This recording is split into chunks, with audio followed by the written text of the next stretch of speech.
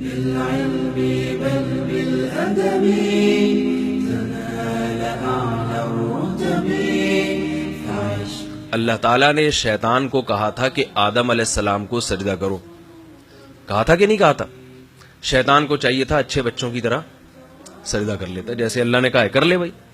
لیکن شیطان کے نفس نے پہلے ورغلایا. نفس کی ایک فطرت ہے کہ وہ اپنے سے کمتر کی طرف جھکتا نہیں ہے، اس کو اپنی بے عزتی محسوس ہوتی ہے. گناہ کی رغبت شیطان کے دل میں ڈالی اس کے نفس نے.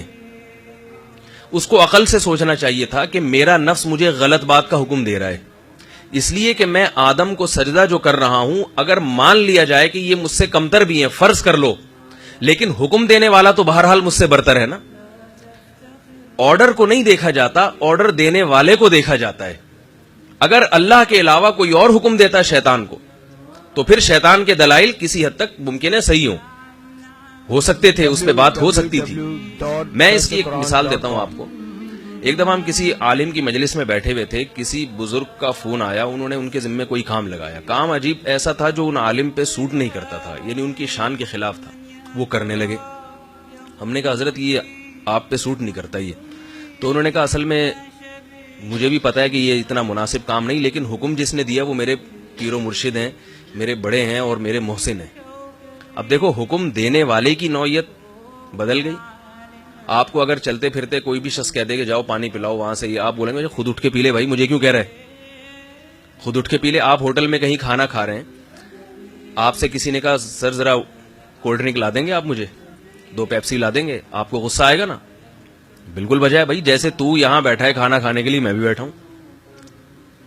لیکن اس جو گاہک جو وہاں پر بیرا جو وہاں گھوم رہا ہے سروس کے لیے، اس کو اگر آرڈر کریں گے اسے غصہ نہیں آئے گا. تو آرڈر کو دیکھا جاتا ہے، آرڈر کرنے والا کون ہے؟ شیطان کو اللہ تعالی نے حکم دیا کہ آدم علیہ السلام کو سجدہ کرو. شیطان کا نفس اس کے لیے تیار نہیں ہو، اور یہ فطرت ہے کہ نفس تیار نہیں ہوتا کہ جس کو آپ اپنے سے کمتر سمجھتے ہیں اس کے سامنے جھک جائیں. لیکن شیطان کو یہاں عقل کا استعمال کرنا چاہیے تھا کہ بھئی حکم دینے والا کون ہے؟ اللہ ہے. اب یہاں سجدہ نہ کرنا خدا کی توہین کے مترادف ہے.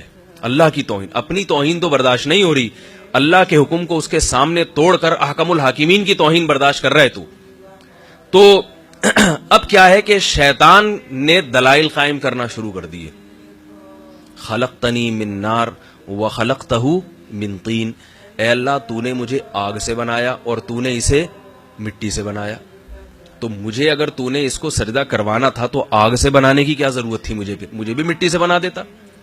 اب یہ دلائل دینا شروع کر دیے شیطان نے. لہذا شیطان کی آج تک عادت اور قیامت تک عادت کیا رہے گی؟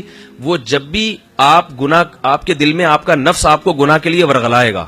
نفس کا تو کام ہے، ان النفس لامارۃ بالسوء. سورہ یوسف میں ہے نا کہ یوسف علیہ السلام جب عزیز مصر کی بیوی نے یوسف علیہ السلام کو زنا کی دعوت دی کمرہ بند کر کے، یوسف علیہ السلام بچ نکلے، تو یوسف علیہ السلام بعد میں کیا کہہ رہے ہیں؟ ان النفس لامارۃ بالسوء. یہ میرے نفس کا کمال نہیں ہے کہ میں بچ گیا، نفس کا تو کام ہی برائی کی دعوت دینا ہے. ایک جوان مرد ہو، ایک جوان عورت اس کو بند کمرے میں دعوت دے. اسی وجہ سے قرآن مجید کے الفاظ ہیں وَلَقَدْ هَمَّتْ بِهِ وَهَمَّ بِهَا. جیسے عزیز مصر کی زوجہ کے دل میں برائی کا خیال آیا تو طبیعت حضرت یوسف علیہ السلام کی بھی مائل ہوئی. تو طبیعت کا میلان یہ نیچر ہے، یہ فطرت ہے، یہ غلط نہیں ہے. لیکن اس میلان کو کچل دینا، اس کے تقاضوں پہ عمل نہ کرنا اللہ کے خوف سے، اور شیطان کی نہ سننا، عقل کی سننا ایسے موقع پر، یہ تقوی ہے. تو حضرت یوسف علیہ السلام نے کیا فرمایا؟ ان وما ابرئ نفسی ان النفس لامارۃ بالسوء الا ما رحم ربی.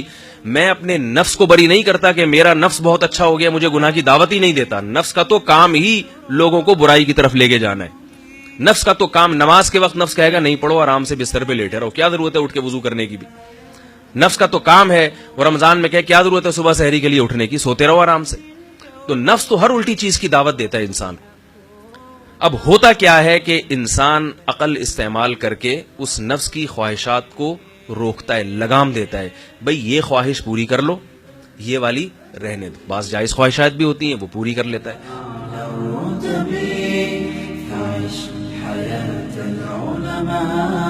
وقرأ صنوف الكتب ثم